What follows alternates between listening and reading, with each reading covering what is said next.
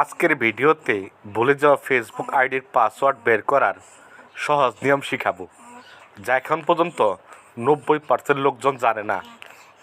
শুরুতে আপনি আপনার মোবাইলে প্লে স্টোর থেকে ফেসবুক অফিসিয়াল অ্যাপ্লিকেশনটা আপডেট করবেন। বাম পাশে থ্রি ডট লাইন আছে, এখানে আসবেন। আসার পর সেটিংস অ্যান্ড প্রাইভেসি অপশন আছে, এখানে আসবেন। আসার পর সেটিংস অপশনে ক্লিক করবেন। একদম নিচে অনেকগুলো অপশন চালু হবে। উপরে মেটা অ্যাকাউন্ট নামে একটা অপশন আছে, এখানে ক্লিক করবেন।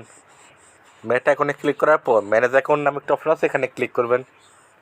1 2 3 4টি ম্যানেজ শো করবে, 1 নম্বর ম্যানেজে ক্লিক করবেন।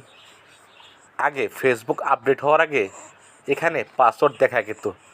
বর্তমানে কিছু আপডেট হওয়ার কারণে পাসওয়ার্ড অন্য জায়গায় দেখতে হয়। চলুন দেখিয়ে দিই। এখন আপনি আপনার মোবাইলে Google Chrome browser application open করবেন।